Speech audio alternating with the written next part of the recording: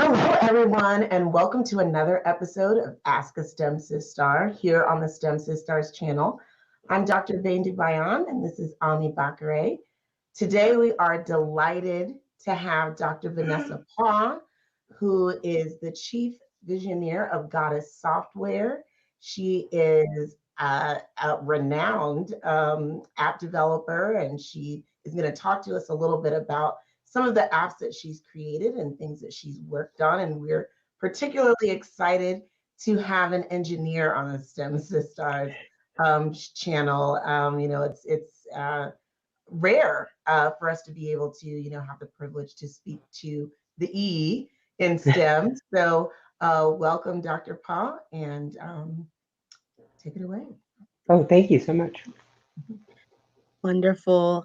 So that was an awesome introduction. And honestly, you have an amazing bio. I was very, very impressed. There was a lot going on there, a lot of amazing things. And so my first question is actually about, you have several degrees, which is amazing.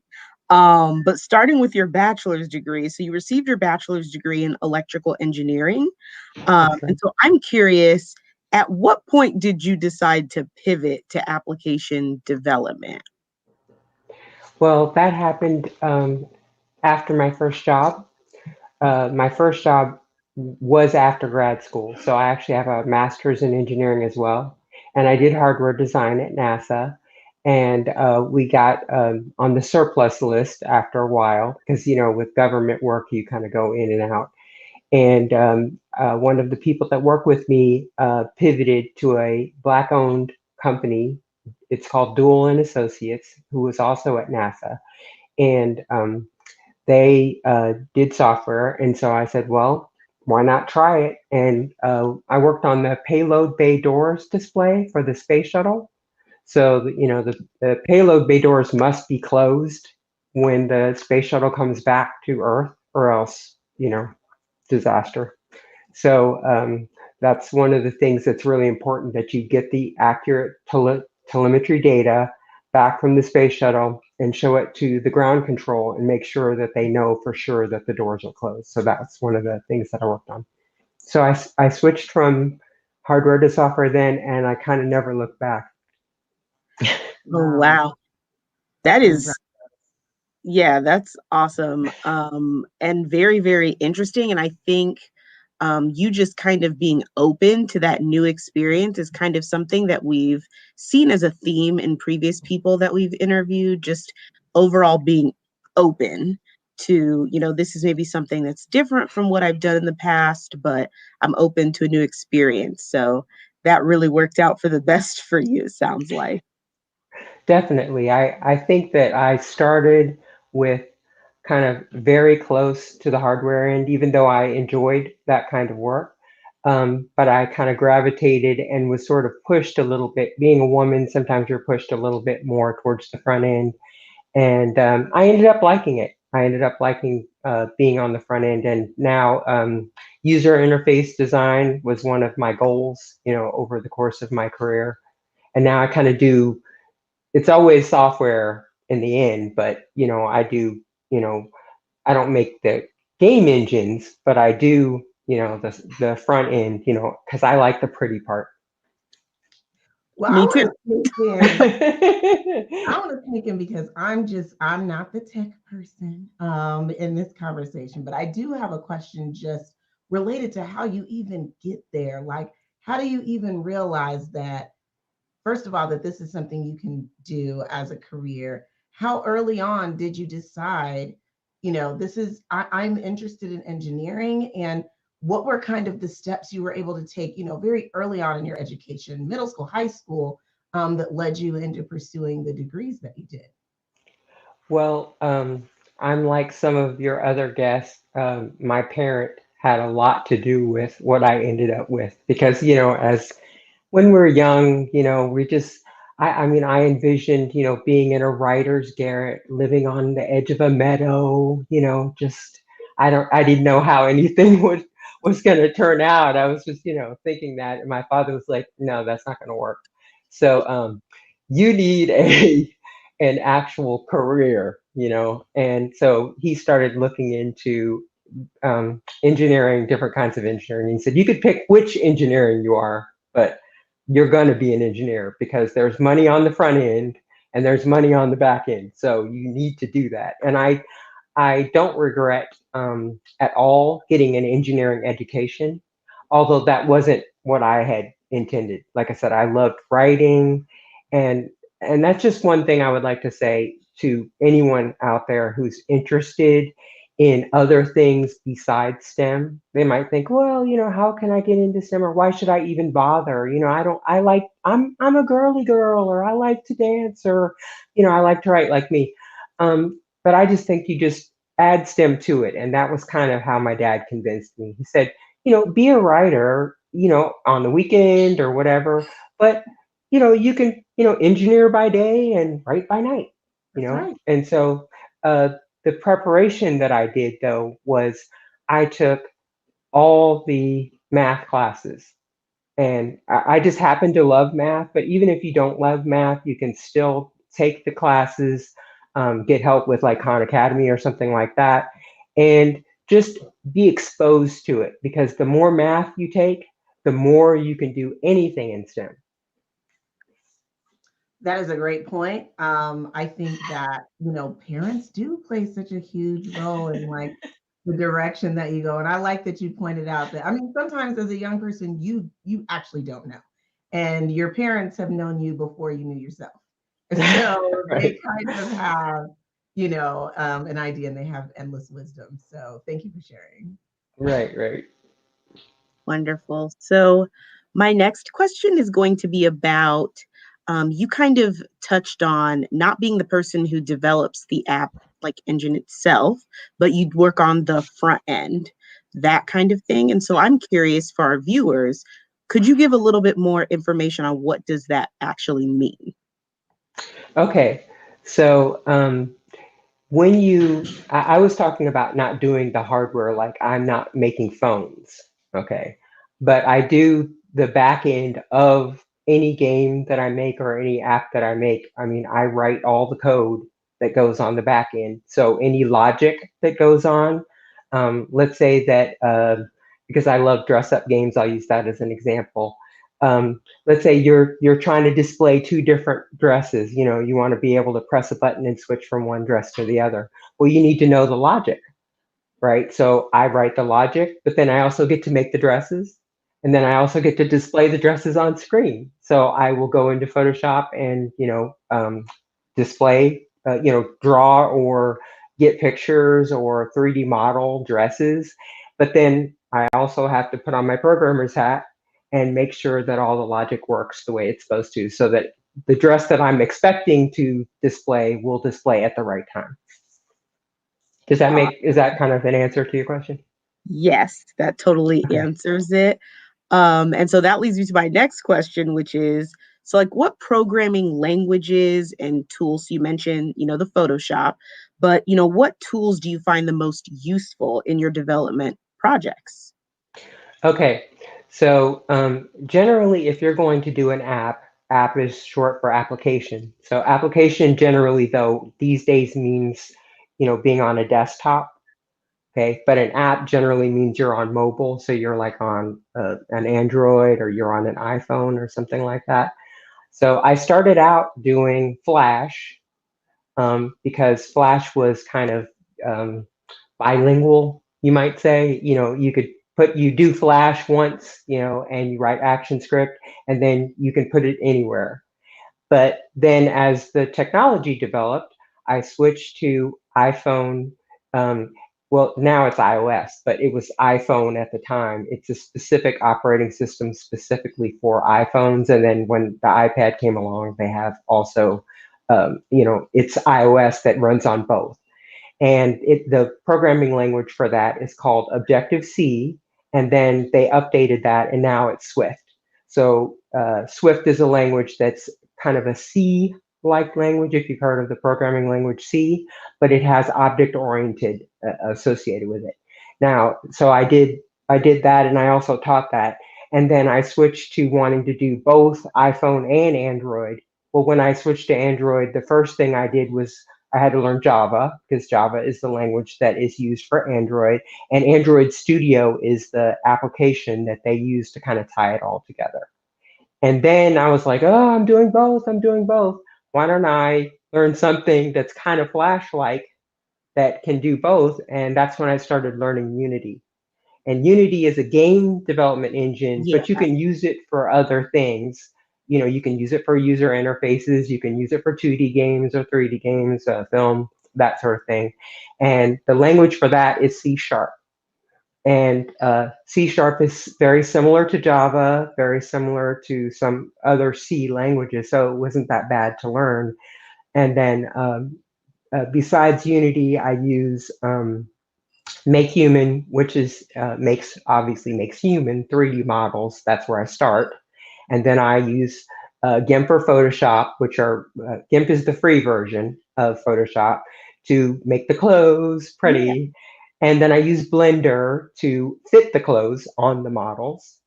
And then I use Unity to put it all together. And then I use Visual Studio to write the application software. So I am blown away, right? So I am like, as a person who knows very little to nothing about, you know, I just use these games or use these apps. I have no idea how they're put together. And so I'm curious if I know I'm interested in this field, you know, and I'm a young person. Where do I even start? I know you mentioned, you know, take all the math courses and, you know, to prepare, you know, for going into engineering. But if I specifically, you know, I'm kind of interested in this path, how do I individually learn all these, all these programs?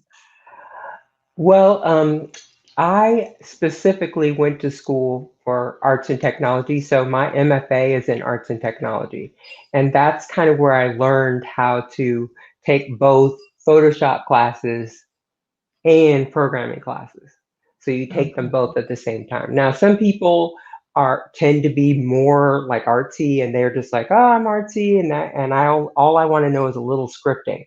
Or I'm really a programmer and I can't draw worth a lick, so I don't really need to know anything but how to draw a box, because that's what I'm going to do.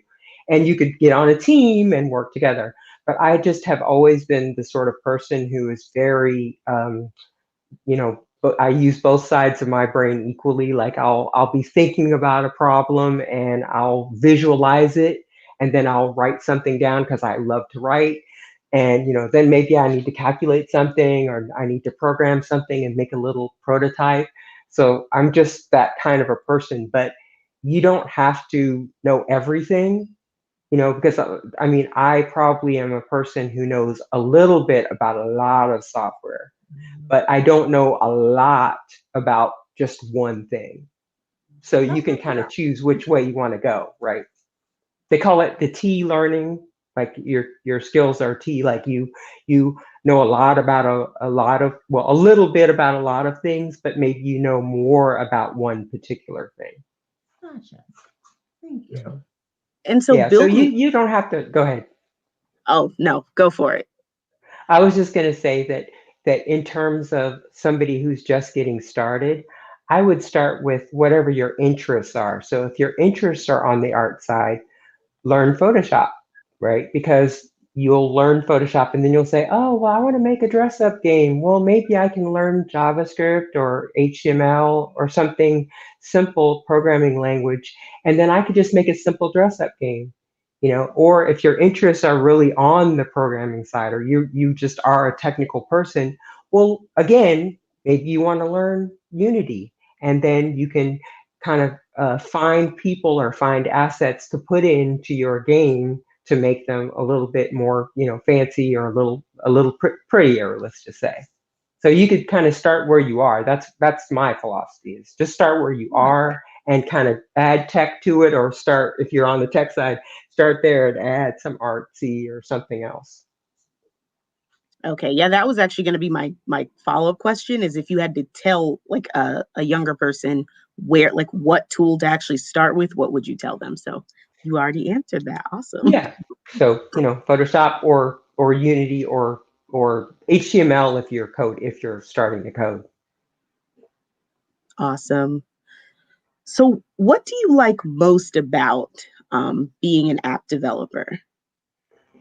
I think it's the autonomy, at least the way that I do it. I love that the projects are small. So like if you work on an application, let's say for desktop, you're working on Windows or you're working on um, Safari or some huge application. Well, you're making a tiny, tiny part and you don't have very much control over what the whole thing will end up being.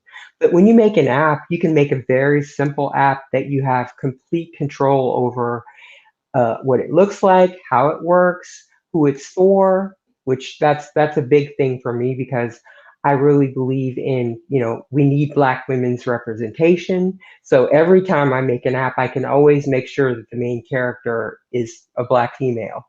Nice. And I don't have to work, I don't have to go ask 5 guys, who are my supervisors, can we have a Black person in this, and so that's my favorite thing. And I guess the other part of that is that I get to use both the creative, kind of visual creative side of my brain, but also the technical creative side of my brain.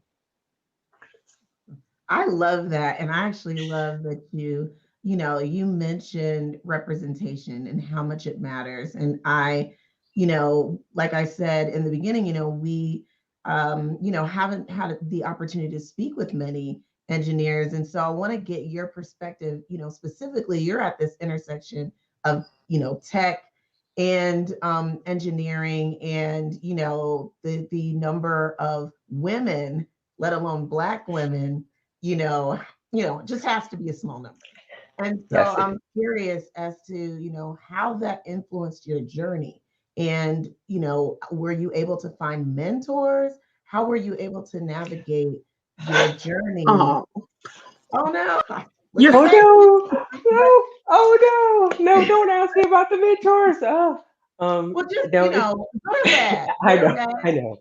I know, Be I honest. know what you're saying. It's just that the thing is that when I went to engineering school, I was the third person to graduate in double E from my university, and I knew the first two. The first one graduated like the year before I started, and the other one was in the class with me. She just had, her name was just earlier. So it was very difficult to find people who were an engineer. Now, on the other hand, my mother she was a math teacher. Now she just tutors because she's retired. So I wasn't unfamiliar with Black women doing technical things because she later on went to become a programmer. And so, and then my aunt was a chemistry and physics major in college. So it wasn't like I didn't see any Black women doing technical things. It's just that engineers, I was so far away from knowing what an engineer did, even though, like I said, my dad's like, you're going to be an engineer. I went to a camp where they told us this is an engineering, pre-engineering camp. And they showed us doing different things. We built some towers and we built some circuits and, we made the egg fall off we did all that stuff. And at the end of it, I was like, so which one is which? I had no idea, and it took me to my junior year to even realize like, oh, when I did that circuit thing, that's electrical engineering. Oh, that's what I like. I didn't even know. So it's easy to get in there and not really understand what engineering actually is until you meet somebody who can tell you this is what I do all day. You know what I mean? Or this is the subject matter. Nowadays it's a little easier because there's the internet and you can actually listen to people talking about it, or you can get it, you can take an EE class online even if you're in second grade. You can get a little circuits a set. Like my youngest has one of those, and they puts the circuits together and thinks it's cool. So you can start early and learn what the different ones are. But I just didn't have that. There was no one in engineering specifically. Sometimes that is, unfortunately, the the story, and by being on our show, thank you so much. You're providing that, hopefully for others who now have someone to look at. So, Dr. Paugh is hopefully someone's, vision of what they can become. So yeah. Hopefully that will, don't be me, be yourself, but do be an engineer though. Nice. So I'm actually curious. You listed a lot of like types of apps that you'd worked on, and I'm curious, what's your favorite like app that you've developed? I think BlackFashionFacts is my favorite. Um, Basically, it's a little black girl. The star is a little black girl whose friends are frozen, and she's at school, and all her friends are frozen, and she has to answer math questions to unfreeze them. Oh, nice. And Oh, I love yeah, it. the idea was my mother actually, like I said, was a math teacher, and she developed this system for teaching your multiplication facts. And so I took that system and I put that into the app so that you learn your multiplication facts as you go, but you learn them according to this system. That is amazing. That Yeah. sounds awesome. Yeah, plus they get to change their clothes. So, hey. I love it. That's the best part. Awesome. I think, for me, I love hearing stories about people being able to take their interest in STEM and blend their other interests, like their, artistic side of, music, just anything that shows that, just because you love STEM or you're interested in STEM doesn't mean that you're not cool, doesn't mean that you don't like, all kinds of other things. And it often means you have the bandwidth to do other things because your mind is so open to the sciences and technology and engineering and math. So it generally means that you're like more capable, if that makes any sense. I love hearing stories like that. Oh, absolutely. Like they say, if you want to be a writer, don't sit in a garret, go out and experience life so that you'll have something to write about. Well, you want to be in STEM, you go out and experience life so that you'll have something to engineer, because that's one of the problems that I've seen so much in terms of engineering. When it's a fully white male group doing something, you get problems like the fact that you can't put your hands underneath the sink, when they have the sensor, if you're black, because the AI was not tested on black people. So it took a black woman coming onto that team and saying, hey, what's wrong with this? So if you are a little black girl and you're like, I want to be in STEM, but I don't know what I want to do, just be what you want to be a civil rights activist, be whatever, and then look for how you can add technology to that to make it better. I agree. I think that, just being yourself and bringing yourself to your field that's activism in itself. Just being able to bring yourself to your field. So great point. Thank you. Wonderful. Well, I think we've touched a little bit on, just being a Black woman in STEM. And so, how would you say that your journey has been? Like, how is your day to day like being a Black woman in your field? Well, one of the choices I made after I had my youngest was to make to have a company where I could have some control. Because when I first switched over to game development from just being like, I worked in corporate America for 10 years, and then I was like, I want to do something more interesting. One of the things that I decided was I need to have some control over not just what I make, but like how I make it and why I make it, and I need to make sure that the things that are important to me get into this software instead of like my advisor in undergrad said, I wanted to do a fashion, kind of closet thing, and he's like, that's too girly, no one wants that. And now everybody's like, if we could have a killer closet app, I mean, who would not buy that, right? So I think that being a Black woman, I look at like, I want to see that we have our hair, our hair types. I want to see textured hair.